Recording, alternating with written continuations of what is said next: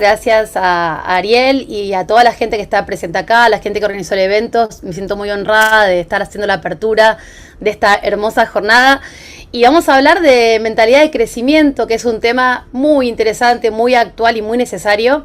Así que voy a compartir pantalla. Soy consultora hace muchos años, casi 21. Mañana cumplo 47, es mi último taller con 46 años.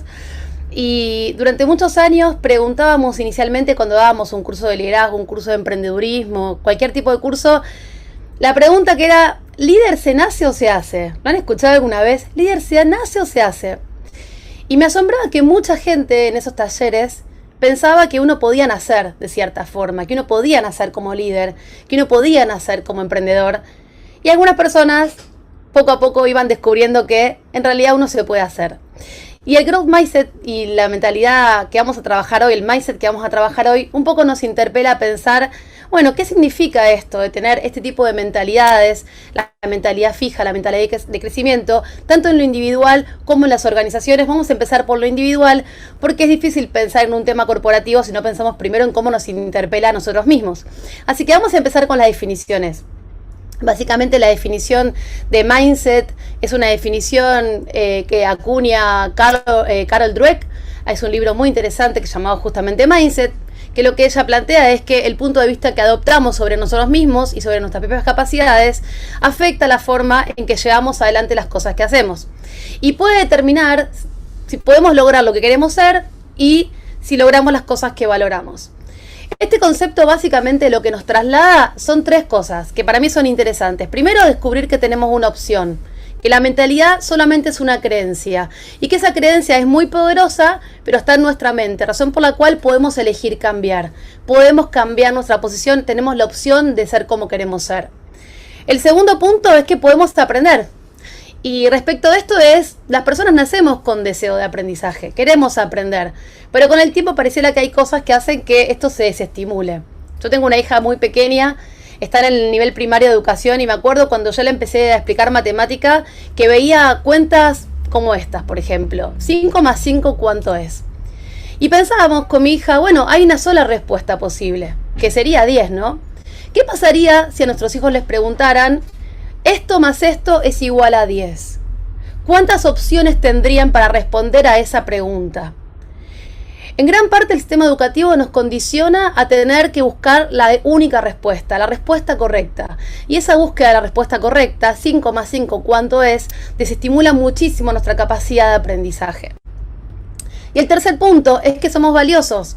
Por lo tanto, si nos esforzamos y si queremos crecer, vamos a poder crecer y este cambio aumenta nuestro valor personal. Estos tres puntos son puntos que nos ayudan a entender justamente algo que si hay en la sala muchos coaches, nosotros tenemos bastante claro, pero en general los líderes y las organizaciones no tienen tan clara, que es cómo puede ser que una simple creencia pueda transformar nuestra vida. Y en el paralelismo esta forma opera exactamente igual en la transformación organizacional. Podemos cambiar las creencias de las personas que componen las organizaciones para poder transformarlas. Y hoy vamos a tratar de bucear en estos conceptos.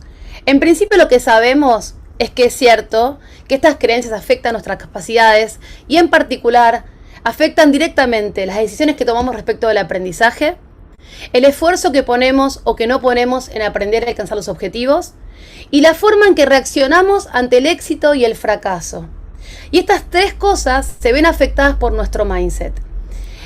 Carol Dweck plantea que hay dos mindset básicos. Uno es la mentalidad fija o el fixed mindset, le vamos a llamar en español para que sea más fácil, que es esta creencia de que nuestras capacidades están grabadas en piedra y tenemos la urgencia de probar una y otra vez cuánto valemos. Es un tipo de mindset que nos convierte en no aprendices, porque sentimos que nacimos con esas capacidades y que lo que tenemos que demostrar es que ya las tenemos. Sin embargo, la mentalidad de crecimiento lo que nos dice es que podemos cultivar a través del esfuerzo nuestras capacidades y que el verdadero potencial es totalmente desconocido. Es imposible prever cómo una persona con los años, con la pasión, el esfuerzo y el entrenamiento puede llegar en su mentalidad de crecimiento. Cuando pienso en la mentalidad de crecimiento, pienso mucho en una peli. No sé si les gustan las pelis. A mí me gustan mucho las pelis antiguas. Y en particular, de chica, amaba esta película. No sé si la conocen, es El Mago de Oz. Y pensaba hace poco tiempo cuando la vi con mis hijos creo que por centésima vez, ¿Qué le pasaba a Dorothy y a sus amigos, no? Tenían un deseo, querían ser cierta cuestión. Sin embargo, lo revelador de la historia del Mago de Oz es que estos 5 personajes descubren el verdadero poder que tenían ellos mismos en su interior a partir de recorrer por un camino de transformación. Ellos tenían la voluntad que Dorothy necesitaba, la sabiduría, el espantapájaro, el amor del hombre hojalata y el valor que tenía el león estaban ahí, simplemente necesitaban salir a buscarlo y encontrarlos en ellos mismos, ¿no? Creo que es interesante esto como metáfora, porque muchos de nosotros vemos estas películas y decimos, ¿qué es lo que buscaban estos personajes? Si no estaba dentro de ellos mismos esto que estaban buscando, ¿no? En la mentalidad de crecimiento nosotros pensamos que internamente nosotros podemos empezar a recuperar aquellas cosas que deseamos y con esfuerzo, foco y trabajo lo podemos lograr. ¿Alguna vez alguien te dijo que eras bueno en algo y que no eras bueno y terminaste aprendiéndolo? ¿Te pasó? A mí me pasó una vez muy fuertemente cuando empecé a correr fuerte. Yo corría carreras como muchos en Buenos Aires, de 10 kilómetros. En realidad me gustaba mucho correr 21 kilómetros y entrenaba con un equipo de alta performance. Y yo no era de alta performance, era una persona más, amateur. Pero tenía muchas ganas de correr la maratón de Buenos Aires de 42 kilómetros. Fue en el año 2006. Y nuestro entrenador nos dijo a algunos que no podíamos correr, que no estábamos preparados para correr, que eso era algo que teníamos que preparar con el tiempo, que era para los de alta performance, para los profesionales. Y la verdad es que yo sentía que sí podía correr y lo quería probar. Y me anoté medio sin contarle a mi entrenador que me había anotado. En realidad mi equipo no sabía que yo iba a correr. Tenía muchas ganas de correr. Y cuando empezó la carrera, era un día de mucha lluvia, no sé si alguien corrió esa carrera, fue una carrera muy épica, carrera 2006 de 42 kilómetros de Buenos Aires, llovía mucho, y todo mi equipo estaba acompañando a uno de los compañeros que era alta performance, que estaba corriendo y que de hecho la corrió muy bien.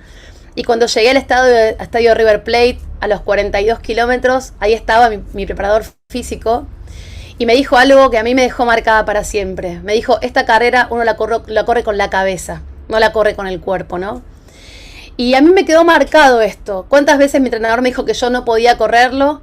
Yo me animé a correrlo porque sentía que podía. Y sin embargo el mensaje de mi preparador físico fue, lo corrís con la cabeza, ¿no? Lo corriste con tu deseo, lo corriste con tu esfuerzo, lo corriste con tu concentración y pudiste de alguna forma prosperar, avanzar ante una situación muy difícil porque tenías justamente esta mentalidad de crecimiento. Pensemos cuántas veces nos dijeron a nosotros mismos, otras personas, o incluso nosotros mismos nos dijimos que no éramos buenos para algo y finalmente terminamos aprendiéndolo y haciéndolo. Y ahí vamos a tener un montón de ejemplos sobre esto. Y les voy a poner un ejemplo de la vida cotidiana. Tuvimos uno de esos días que hay que borrar de la agenda. Tuvimos un grave error en el trabajo. Salimos de laburar, fuimos a la facultad, dejamos el auto en cualquier lado. Nos hicieron una multa. Y cuando llegamos, encima la nota del parcial que íbamos a buscar era bastante mala. ¿Qué pensaría una persona de mentalidad fija frente a estos problemas, no? Primero de todo lo que diría es, soy un fracaso. Soy una perdedora. Trágame tierra, no puedo más. Por supuesto va a pensar que la vida es injusta, que todos sus esfuerzos son inútiles, que es la persona más desafortunada del planeta. Yo decía, me hizo pis un elefante cuando tenía ganas de decir esa clase de frases. ¿Y qué hacíamos? ¿O qué se puede hacer cuando uno tiene esta mentalidad? ¿Qué tendemos a hacer? ¿O hacemos nada? ¿O nos encerramos en el placar a llorar? ¿O rompemos algo? ¿O gritamos? Porque la mentalidad fija lo que crea es una sensación de fracaso y de parálisis muy importante. Sin embargo, frente a estas mismas dificultades, la mentalidad de crecimiento lo que nos convoca es, a pesar de la angustia, a pesar de la preocupación, asumir nuevos riesgos, afrontar estos desafíos, a trabajar para ellos, a entender que tengo que esforzarme más en las clases, a que tengo que tener mayor cuidado donde dejo el auto y que tengo que conversar con quien tuve ese error para tratar de aprender de él. Son dos enfoques completamente diferentes frente a la misma situación y un poco lo que estas mentalidades nos plantean es qué desafíos tenemos que cumplir para empezar a ser cada vez personas que tengamos mayor mentalidad abierta. Y una de las preguntas que me parecen importantes que nos hagamos, acá hay varias, tiene que ver con algunas coordenadas que nos pueden dar pistas. Por ejemplo, perdemos el tiempo demostrando mucho lo que somos, lo bueno que somos, en vez de ponerle foco a lo que podríamos mejorar. Atención, porque podemos estar frente a una tendencia a mentalidad fija. Somos los que barremos la mugre abajo de la alfombra, ocultamos los errores y las deficiencias en lugar de superarlas. Somos negadores de las cosas que nos pasan. Buscamos alrededor nuestro un entorno que no nos desafíe, gente que nos adule, gente que nos diga lo bueno que somos, o somos capaces de enfrentarnos con personas que sean personas que nos challengeen. Y por último, ¿buscamos jugar a lo seguro? ¿Trabajamos siempre en la zona de confort? ¿O buscamos experiencias que nos sacan de ahí? En definitiva, lo que Carol Dweck nos plantea es que la mentalidad fija nos hace estar muy pendientes de cómo nos van a juzgar, y la mentalidad de crecimiento nos hace sentir todo el tiempo preocupación por sobre cómo mejorar. Ahora, las coordenadas respecto de algunas cuestiones básicas de lo que las organizaciones hoy se preguntan también están definidas desde este concepto. Respecto del éxito, para las personas de mentalidad fija, consiste básicamente en demostrar que somos inteligentes, talentosos y validarnos. Sin embargo, para la gente que tiene capacidad y mentalidad de crecimiento, se trata de esforzarnos para aprender algo nuevo, para desarrollarnos. Si hablamos del fracaso, para las personas de mentalidad fija, el fracaso te expone lo poco inteligente o talentoso que sos. Y también te define, y esto es algo muy importante. El fracaso en la mentalidad fija nos define. Pasa de ser una acción, fracasé en esto, a una identidad. Soy un fracasado o una fracasada. Sin embargo, en la mentalidad de crecimiento, el fracaso es justamente no crecer, no alcanzar las cosas que deseamos, no desarrollar nuestro potencial. Es un problema que hay que afrontar, hay que tratar y aprender de él. Me acuerdo que yo cuando empecé el CBC, yo venía de la química y me costaba un montonazo estudiar materias humanísticas. Y me enfrenté con Sociedad y Estado, que era la primera materia de la UBA donde tuve que empezar a escribir cosas que no eran fórmulas. Y me acuerdo la dificultad enorme que tenía frente a ese desafío y lo que tuve que aprender para superarla. Cuando entré en la facultad de psicología, me pasó lo inverso.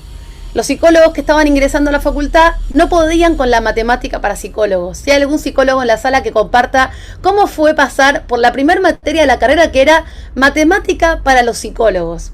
Toda la vida nos dijeron que las matemáticas no eran para los psicólogos, que los psicólogos éramos de otro lugar. Yo lo que intenté hacer cuando fui ayudante en esa materia fue empezar a pensar cómo desafiábamos a las personas que querían ser psicólogos a que se amiguen con las matemáticas, a que entienden que detrás de las matemáticas había que afrontar un desafío, había que salir de la zona de confort y que era posible que alguien que estudiara una humanística pudiera aprender las matemáticas.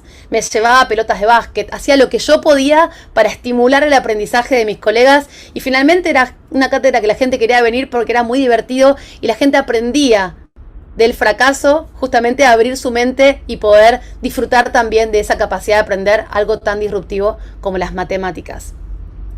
Otra cosa que Carol Dweck nos plantea es algo sobre el esfuerzo. Para la mentalidad fija, el esfuerzo es algo malo. Al igual que el fracaso significa que no sos inteligente, no sos talentoso, por lo tanto necesitas esforzarte. Si fueras talentoso no necesitarías tanto esfuerzo para hacerlo. Sin embargo, para las personas de mentalidad abierta, de mentalidad de crecimiento, justamente el esfuerzo es lo que nos hace inteligentes y talentosos y hace que nos preocupemos por mejorar. Volviendo un poco al ejemplo de las carreras, muchos de nosotros, no sé si alguien en la sala corre carreras porque no puedo ver el chat, pero una de las cosas más lindas que hay en las carreras es quedarse a ver a los últimos que llegan. Por lo general, los deportistas de mentalidad fija cruzan la meta y se van. Y muchos nos quedamos a ver el esfuerzo de los que van llegando últimos. Quizás en los 10K pueden llegar a la hora y media, los mayores, las personas que realmente tienen dificultades, y nos quedamos a aplaudir esa llegada, porque entendemos que en el esfuerzo está el talento y está la pasión por lo que hacemos. Así que esto de poder valorar el esfuerzo, de poder aplaudir el esfuerzo, es algo que las personas con mentalidad de crecimiento desarrollamos constantemente. Algo vinculado con el perfeccionismo. Para la gente de mentalidad fija, el perfeccionismo tiene que ser ya. Es no cometer ningún error y es algo que buscamos de forma inmediata. Sin embargo, en la mentalidad de crecimiento no es inmediata y justamente se trata de aprender con el tiempo, de perfeccionarnos con el tiempo. No significa que las personas de mentalidad de crecimiento no sean perfeccionistas, sino que se entiende cuán difícil es y cuánto hay que trabajar para lograrlo. Trabajar algo durante mucho tiempo para empezar a entenderlo y a partir de ahí enfrentar ese reto e ir perfeccionándonos. Pienso en todos los paradigmas que hoy estamos trabajando respecto de la prueba y el error como parte justamente de la perfección, como parte de ir aprendiendo y reduciendo la incertidumbre que hoy nos rodea en los contextos de alta complejidad. Por lo tanto, es importante preguntarnos qué mentalidad tenemos de estas dos, a dónde nos gustaría ir y qué mentalidad nos va a llevar ahí realmente. Yo me preguntaría y les pido que reflexionemos individualmente, cada uno de ustedes, y un poco en fantasía, qué cosas te gustaría empezar a hacer, que no hiciste quizás porque tenés miedo, porque no sabés, porque sentís que no es para vos. ¿Qué cosa te gustaría retomar que dejaste en el camino? Y una cosa que a mí hoy me interpela principalmente es cómo estoy educando a mis hijos respecto a estas mentalidades. Y también cómo fui educada yo. Porque, bueno, ahí también tenemos un modelo, pero principalmente pensar, bueno, cómo estamos generando estas conversaciones y cómo estamos trabajando para que nuestros hijos tengan estas mentalidades de crecimiento, que son además las que hoy nos van a llevar a poder tener mayor éxito en el mundo del trabajo. Hay una frase muy linda de Barber que dice, no divido el mundo entre los débiles y los fuertes, o los exitosos y los fracasados, sino en los que aprenden y los que no aprenden. ¿No? Y un poco pensando en esto, les traje algunas imágenes para que vean de personas que cuando empezaron mal. ¿Qué tienen en común estas personalidades? Estas, por poner otros ejemplos, ¿no? Son personas a las que le dijeron que no iban a poder. Elvis Presley, Amy Winehouse, Darwin, Oprah, J.K. Rowling, Michael Jordan. Son todas personas que cuando empezaron sus primeros pasos en sus carreras les dijeron que no eran buenas, que no iban a funcionar, que no iban a triunfar. Entonces yo me pregunto, ¿no es el potencial, la capacidad de alguien para desarrollar sus habilidades? ¿Y cómo podemos saber hasta dónde va a llevar el esfuerzo y el tiempo a una persona, no? Y en esta filmina no hice una representación cultural. Hay muchas más mujeres incluso. Acá hice una mitad y mitad para tener equidad, pero muchas mujeres ni siquiera pueden intentarlo, ¿no? Entonces, yo me pregunto cuántas veces nos dijeron que no podíamos hacer algo y lo dejamos de hacer antes de empezarlo, o los primeros pasos y nos fuimos para atrás. Bueno, estas personas, estos ejemplos, son ejemplos de que es posible avanzar, pero esto requiere romper muchísimos paradigmas, ¿no? Y en definitiva, entender que todas las personas nacemos con amor al aprendizaje, que no tenemos que bajarnos de esa ola, ¿no? En definitiva, está buenísimo pensar en algún momento en que disfrutamos de algo, de practicar un deporte, de hacer algún baile, de aprender algo, un hobby, y se hizo difícil y lo abandonamos y nos bajamos del barco. Algo que empezamos y que el tiempo no nos daba, que nos parecía que estábamos aburridos, que nos sentíamos cansados porque el trabajo. Bueno, tratemos de pensar la próxima vez que nos pase que quizás estamos frente a una situación que nos tenemos que enfrentar a nuestra mentalidad fija. Pongamos esa situación, esa necesidad de aprendizaje en mentalidad abierta y pensemos cómo podemos conectar con eso para seguir adelante y ver si eso nos ayuda de alguna forma a superarlo. Por otro lado, es muy tentador en nuestra cultura occidental en particular crear un mundo en el que seamos perfectos. Y la idea es poder de alguna forma destruir esta burbuja, ¿no? Es tentador encontrar amigos que nos adulen, parejas que nos amen, contratar personas que sean parecidas a nosotros, pedir feedback. En ese sentido, es importante pensar que quienes nos rodeen no sean devotos de nosotros mismos, que nos ayuden a ser críticos, que nos ayuden a hacernos preguntas, que nos ayuden a cuestionarnos. Entonces, en algún punto también es importante cuando creamos nuestro mundo de relaciones, crear un mundo que sea realista, que nos ayude a poner los pies en la tierra. Frente a la adversidad, mayor conexión.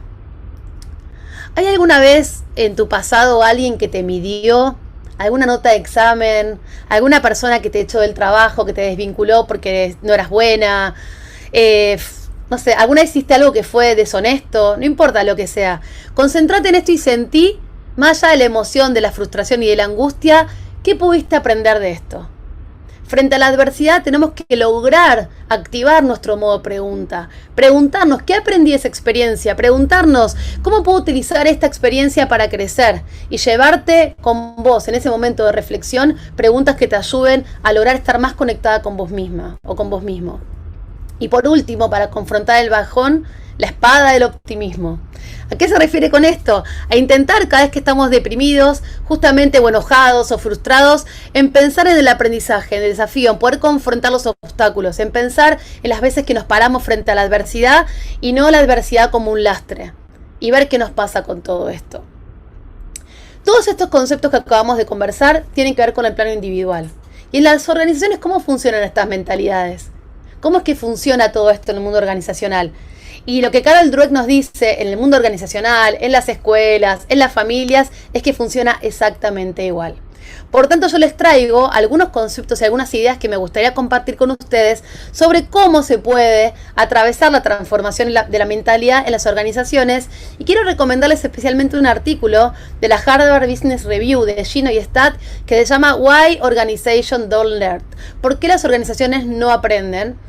Y parte de lo que vamos a compartir a continuación tiene que ver con algunos insights y algunos consejos que parten de este artículo. En principio, lo que ellos plantean y lo que plantea Carol Dweck es que cuando las empresas no aprenden es porque hay un montón de sesgos que están operando.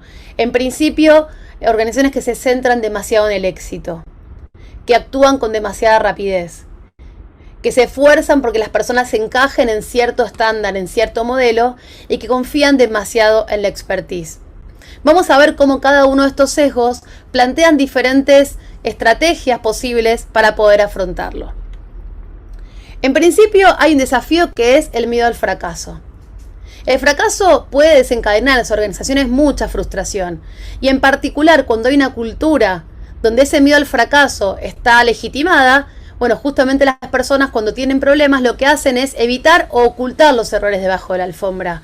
Y esta tendencia se acentúa mucho más cuando existe una cultura organizacional donde hay un miedo al fracaso. En las estructuras donde los proyectos no tienen tiempo, dinero para experimentar y justamente se fijan siempre un plan, o sea, culturas que no son ágiles en particular, siempre habilitan a las personas a asumir mucho menos riesgos, por lo tanto el miedo al fracaso es una gimnasia de un músculo muy debilitado. Cuando nosotros no estamos acostumbrados a experimentar y hacemos siempre lo mismo, cuando fracasamos es demoledor.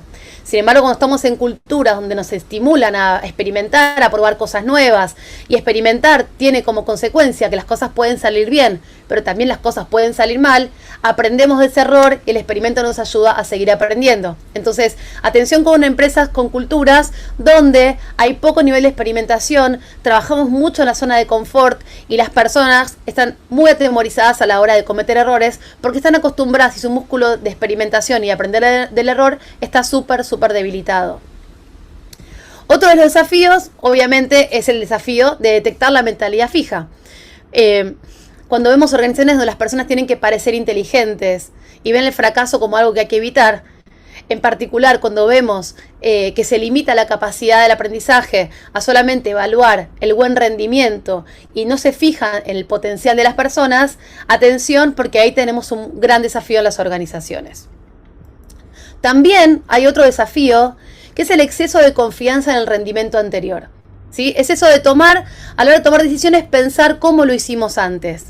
Culturas donde se ha perdido la curiosidad, donde se ha perdido el compromiso y la determinación, que son 4 elementos que de alguna forma conforman el potencial, junto con la perspicacia, con la viveza, hace que tomemos decisiones siempre en base a cómo lo hicimos antes.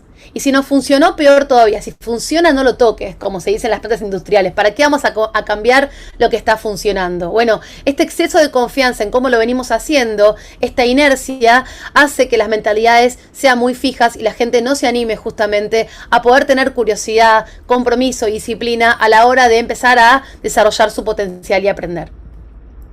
Y por último, el sesgo de atribución, pobres gatos negros, que siempre se les atribuye este sesgo como imagen, pero bueno, son culturas donde cuando las cosas salen bien, el éxito se les atribuye a los éxitos de las personas que lo hacen, a su brillantez, a su habilidad fuera de serie. Sin embargo, cuando fracasan, esto tiene que ver con la mala suerte, con el mercado, con la macroeconomía. Es un fenómeno conocido como sesgo de atribución y realmente es un sesgo que dificulta muchísimo el aprendizaje. Las personas no reconocen que el fracaso fue resultado de sus propias acciones, por lo tanto no aprenden de los errores. Ahora, hay algunos caminos a recorrer, hay muchos caminos a recorrer como estas autopistas que ustedes ven acá, Y obviamente pensamos en los líderes y pensamos en cada uno de nosotros como posibles transformadores de nuestro entorno, de la gente que nos rodea, con algunos mecanismos, con algunas técnicas que nos pueden ayudar de alguna forma a adoptar la mentalidad de crecimiento, centrarnos en el potencial y superar justamente este sesgo de atribución. Y uno de ellos es desestigmatizar el fracaso. Insistir constantemente en que los errores son oportunidades de aprendizaje y no un motivo de vergüenza y mucho menos un motivo de castigo. Y tener a personas, en particular a líderes, que actúen de forma que se refuerce constantemente este mensaje.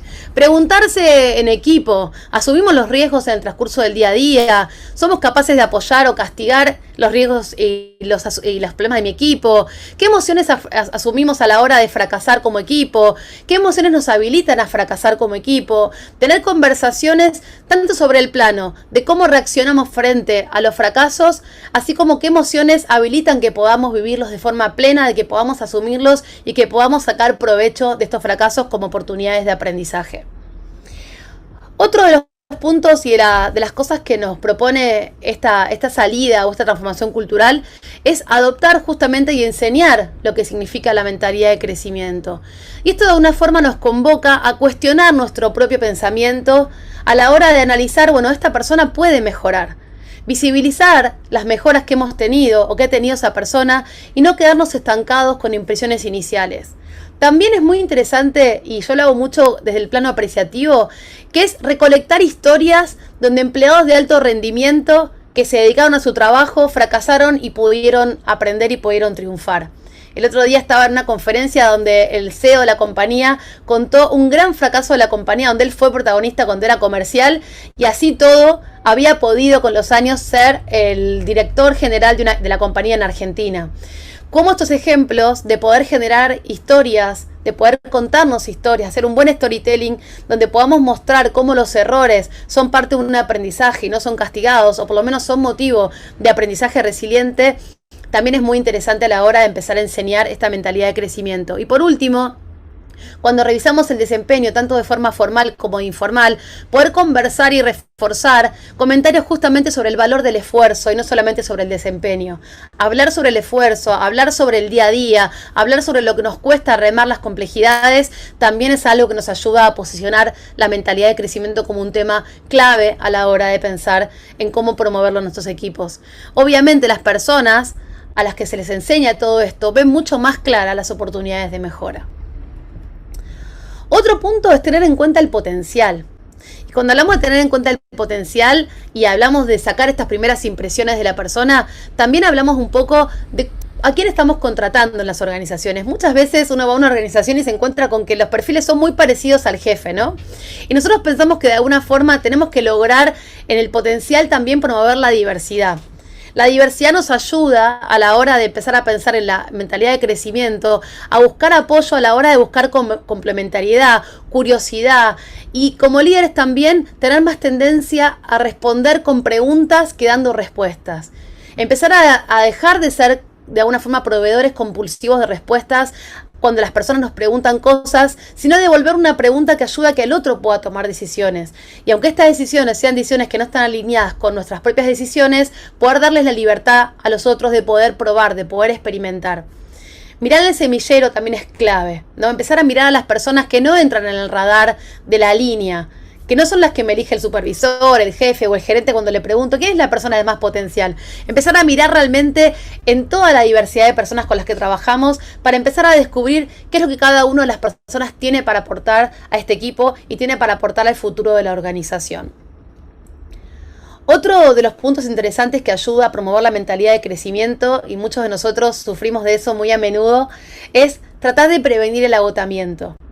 El agotamiento no es realmente muy buen amigo de la mentalidad de crecimiento y las personas que están muy cansadas difícilmente puedan tener tendencia a aprender muchas cosas o aplicar las que ya saben.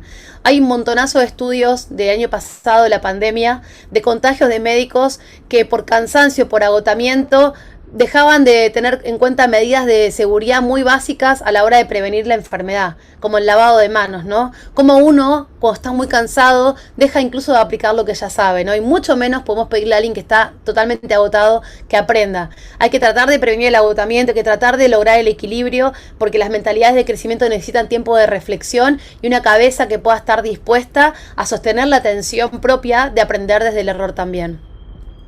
Y esto va de la mano de algo muy importante. La agilidad es uno de los 4 puntos cardinales de la agilidad, ¿no? El corazón de la agilidad nos dice, los equipos tienen que poder reflexionar. Si estamos todo el tiempo activos, si estamos todo el tiempo haciendo y haciendo y haciendo y haciendo y haciendo, ¿cuándo tenemos realmente tiempo para reflexionar, para parar la pelota, para entender qué hacemos bien, qué podemos mejorar, qué hacemos mal?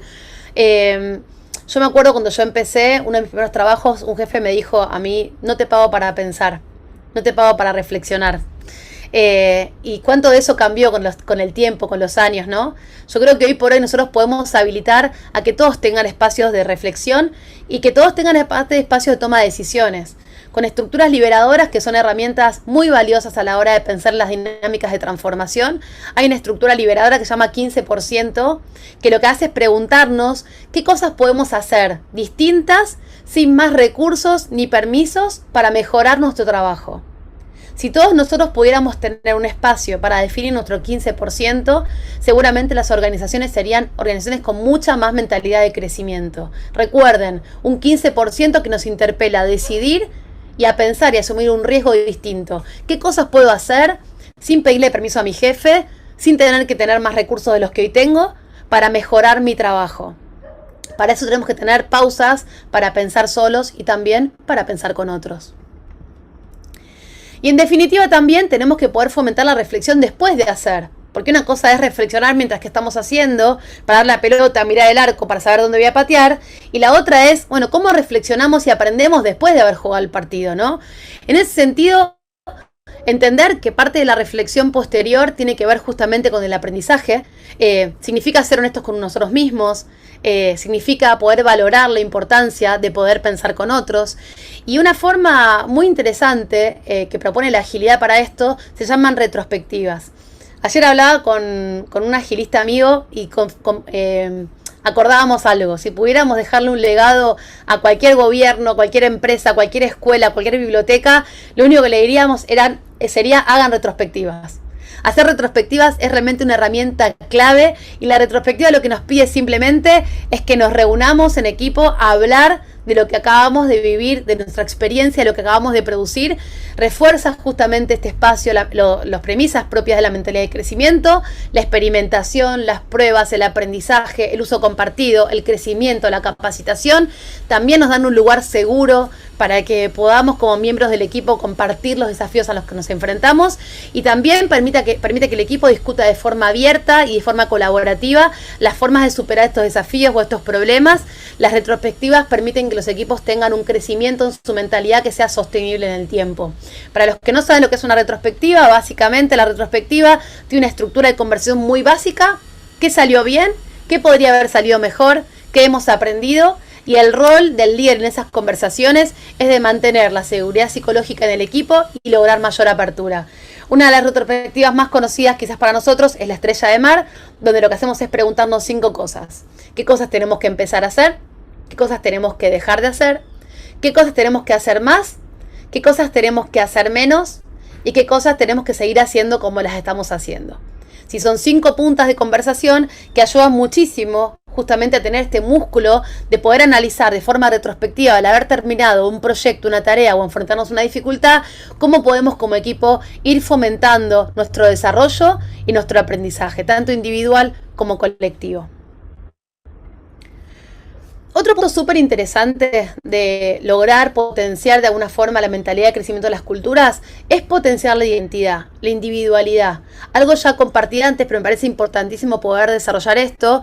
Es tratar de que las personas que aprendimos con el tiempo, con la educación, con los primeros trabajos, de alguna forma a seguir normas y reglas organizacionales y nos esforzamos mucho por intentar encajar, que ese poder estar adaptado a las organizaciones no haga que perdamos nuestra individualidad, que perdamos nuestra singularidad, porque la diversidad hoy por hoy es valorada, es ideal para enfrentar la complejidad y para enfrentar el contexto de aprendizaje. Steve Jobs decía una frase que muchos de nosotros quizás valoramos un montón. Si no la conocen, se las dejo para que la noten. No tiene sentido contratar a las personas inteligentes para decirles lo que tienen que hacer. Contratamos a personas inteligentes para que nos digan lo que tenemos que hacer, ¿no? Y pensemos cuando reclutamos a gente joven, a gente nueva, a esa gente que viene fresca a las organizaciones, ¿para qué los llamamos? Y qué importante que es que vengan con su identidad, que sean capaces de adaptarse a nuestra cultura, pero también que vengan con ideas nuevas y que vengan con su identidad bien firme para poder ponerle un elemento distinto a la alquimia que hoy generamos en las organizaciones.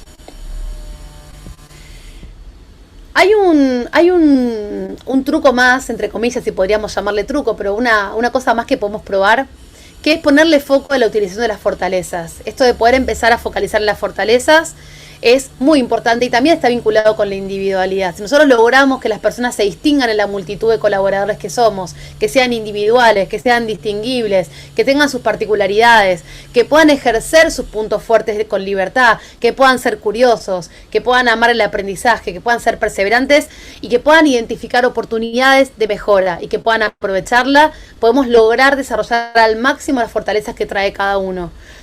Sin tener miedo a que su crecimiento nos ponga en cuestionamiento a los que ya estamos en ciertas posiciones jerárquicas.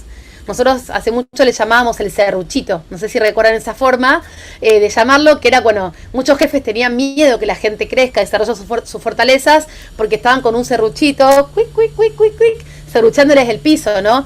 Hoy sabemos que los líderes tenemos que trabajar en hacer crecer esas fortalezas, en tratar de potenciar esas fortalezas y que los líderes tenemos de alguna forma que ayudar a la gente a combatir esa tendencia a encajar y a poder liberarse para ser ellos mismos. Y para eso tenemos que también estimular los puntos fuertes y hay una técnica que yo quería compartirles, ahora les voy a compartir su nombre, se llama Positive Gossip, es en inglés, es una estructura liberadora que está todavía en estudio, pero las veces que yo las he hecho en transformaciones culturales han sido experiencias muy lindas y es poner a la gente de un equipo en una ronda y bueno, en este caso sería virtual, las breakout rooms de forma azarosa, las metemos en las breakout rooms en parejas. Y la primera vuelta les pedimos que en esa primera vuelta las personas compartan algo positivo sobre cualquier persona que está en la sala en el día de hoy. Que elijan a alguna persona de la sala y que le comenten al otro un rumor positivo, algo que ven positivo sobre esa persona. En la segunda vuelta hacemos otro random en la sala del Zoom y le pedimos a esa pareja que se enfrenta que comparta un chisme positivo sobre una persona que me haya ayudado en lo personal a sobrepasar alguna dificultad. Entonces pasamos de la primera vuelta de contar y generar algo positivo de alguien, a la segunda vuelta a compartir algo sobre alguien que me ayudó, ¿sí?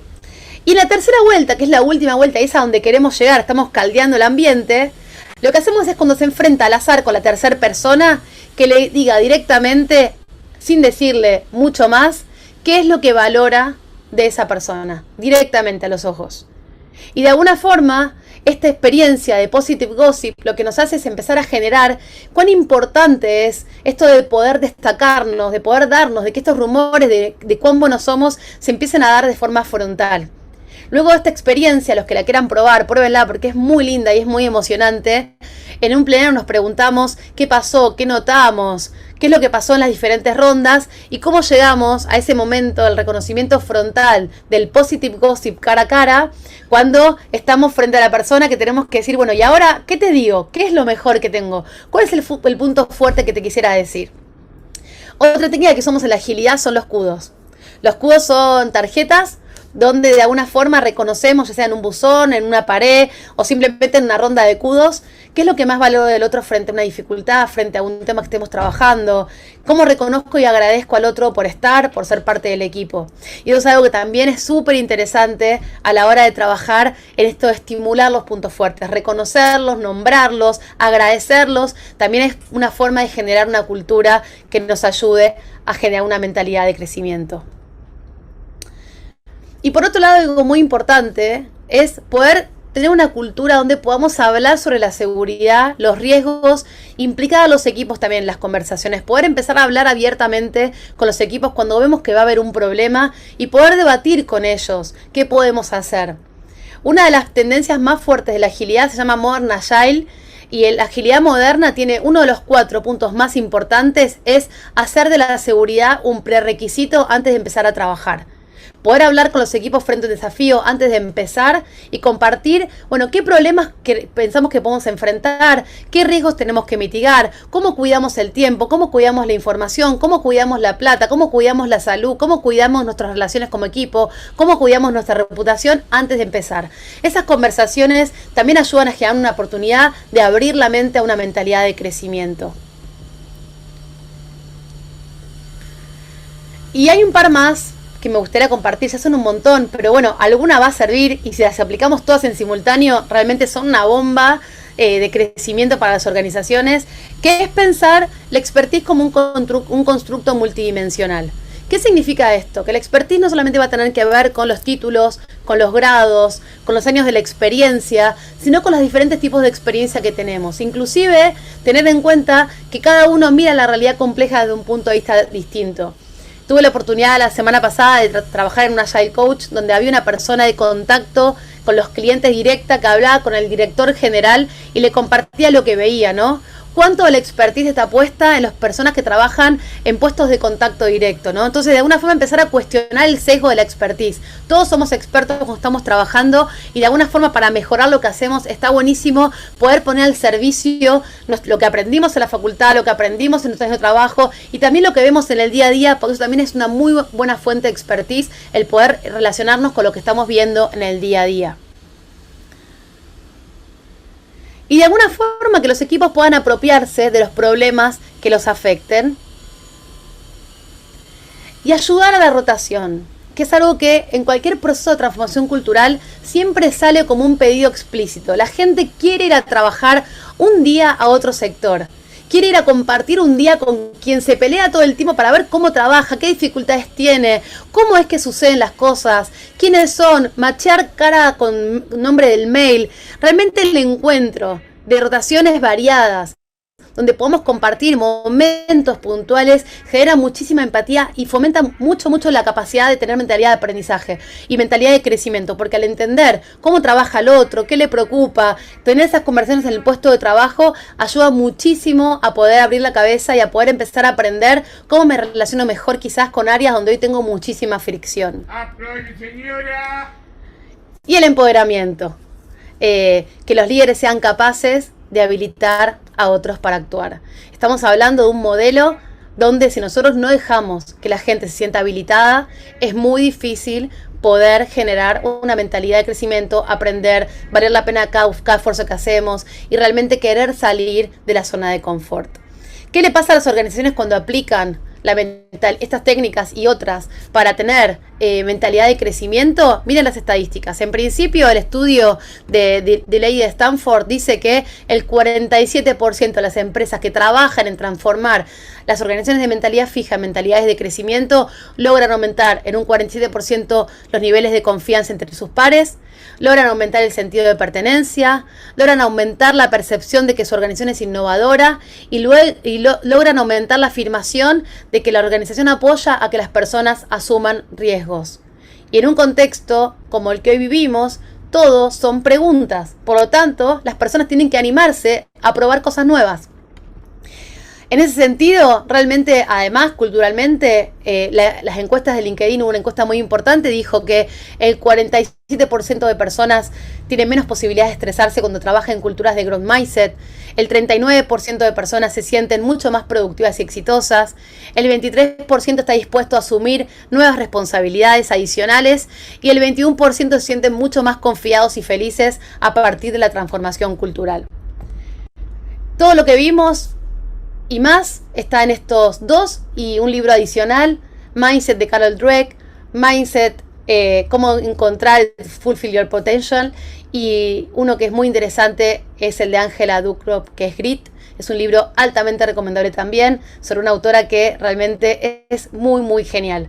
Así que yo los invito a que puedan empezar a reflexionar primero sobre qué tipo de organización hoy tenemos, cómo es la cultura de mi organización y cuáles son los primeros pasos que podemos empezar a dar para empezar a transformar la cultura. ¿Por dónde podemos empezar con todo esto que acabamos de conversar? Quiero empezar a generar retrospectivas, quiero empezar a pensar cómo valoramos el potencial. Bueno, todo esto que hoy vimos nos presenta un montón de escenarios para poder trabajar en esto, así que yo los invito a que se puedan de alguna forma lanzar a la hora de empezar a pensar cómo podemos transformar nuestra cultura y cómo podemos ser protagonistas de la transformación. Muchas, muchas gracias. Cintia, un placer escucharte. Estuvimos aprendiendo muchísimo a lo largo de los minutos que duró tu presentación y también por eso nos llegaron algunas preguntas que queremos transmitírtelas. Te vamos a pedir que para que podamos formular todas las preguntas, que seas lo más concreta y sintética posible para que entren todas en tiempo. En primer lugar, vos pusiste el ejemplo de Dorothy y se ve que ese paralelismo que armaste con esa película del Mago de Oz quedó ahí flotando porque preguntan ¿cómo hacemos para mantener la motivación como Dorothy? O sea, el concepto de nunca caer en la curva y todo el tiempo mantener la motivación.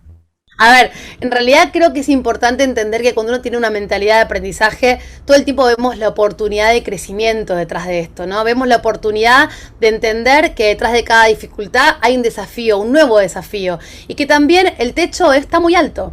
Digo, entender que realmente una vez que lo logramos tenemos un nuevo desafío por comenzar y creo que eso también es muy interesante, esto de entender que estamos en una evolución constante y que nosotros somos protagonistas de nuestra propia transformación y que en realidad el aprendizaje es un camino. No es un lugar donde llegamos, es un camino como que el Dorothy trabajaba, ¿no? Un camino largo y un camino donde podemos ser además protagonistas. Gracias. También otra pregunta que nos llega y que tiene que ver con la diferencia que marcaste entre lo individual y las organizaciones y cómo se quiebra entonces el paradigma de esos sesgos de los cuales vos fuiste enumerando y cómo se hace para quebrar los paradigmas que cuestan en uno y más en una organización. Bueno, se empieza por uno, por eso empezamos por el uno. Primero de todo es entender que la cultura organizacional la hacemos entre todos. No es que la cultura organizacional es algo que está fuera de nosotros, sino que somos nosotros mismos los que somos protagonistas de la cultura. Razón por la cual, si todos empezamos de alguna forma a plantearnos un camino de transformación donde vamos empezando a cambiar nuestras preguntas, empezamos a cambiar nuestras propias percepciones, empezamos a en vez de dar respuesta, empezamos a hacernos preguntas, empezamos a generar reuniones retrospectivas. Si empezamos a dar primeros pasos, posiblemente entre todos podamos ir transformando esta realidad. La realidad no se transforma de un día para el otro, también es un proceso, pero sí empieza por entender que nosotros somos la cultura. Cuando uno dice, no, porque mi empresa, la gente es muy cuadrada, y porque mi empresa no se valora, ¿qué tenés que ver con todo esto, no? ¿En qué te hombro todo el tiempo esto que estás diciendo? Esto de hacernos cargo de que nosotros somos las organizaciones, que nosotros somos la cultura y que si todas las personas damos algún paso hacia ahí, posiblemente incluso mañana mismo ya estamos hablando de que estamos frente a otra realidad organizacional. Y esto es progresivo e es incremental. Otra pregunta que tenemos y que también tiene que ver con el mundo organizacional, ¿cómo podemos ayudar a los colaboradores para prevenir el agotamiento, que fue uno de los temas que también abordaste? Y poder justamente fomentar y generar estos espacios de reflexión y de no caer también en la curva del agotamiento. Bueno, yo creo que primero de todo es importante visibilizar que cuando uno está agotado no aprende e incluso puede aflojar en prácticas que ya están sistematizadas. Digo, que la capacidad de cometer errores y la capacidad de dejar de aprender con es algo que es muy frecuente, razón por la cual está bueno visibilizarlo, empezar a pensar en hacer pausas activas, en poder empezar a pensar que en la agenda tenemos que tener tiempo de reflexionar, de parar la pelota.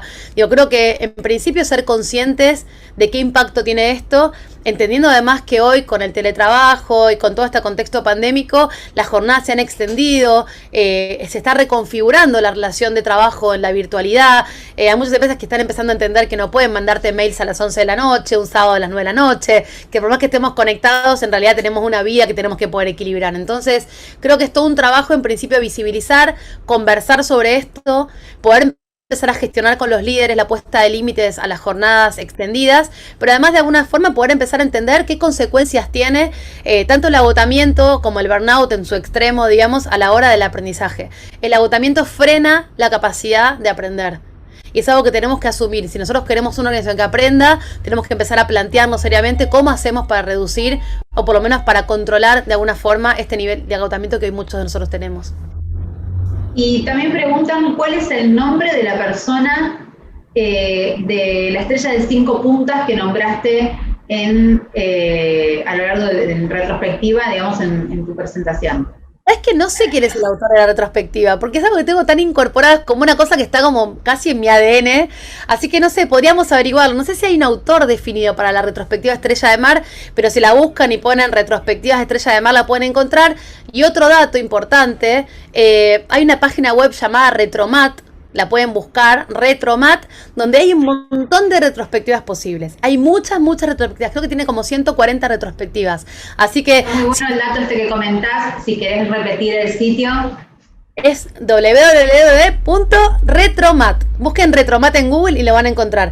Es un trabajo maravilloso donde se recopiló todas las retrospectivas que existen, que se conocen de forma amateur y de forma profesional, y se generó esta web donde realmente hay una cosa muy interesante en cómo generar los 5 pasos de la retrospectiva. Así que si no les gusta la Estrella de Mar, busquen en Retromat, y si les gustó la Estrella de Mar, que es una buena forma de empezar a hacer retrospectivas, busquen Estrella de Mar y la van a encontrar. Es muy fácil y además es muy impactante cómo los equipos empiezan a ejercitar el músculo de reflexionar y aprender juntos a partir del uso de las retrospectivas. Muchas gracias, Cintia, por tu tiempo, por haber contestado todas estas preguntas y por supuesto por tu presentación, que fue sumamente enriquecedora. Muchas gracias y será hasta la próxima. Muchísimas gracias. Hasta luego.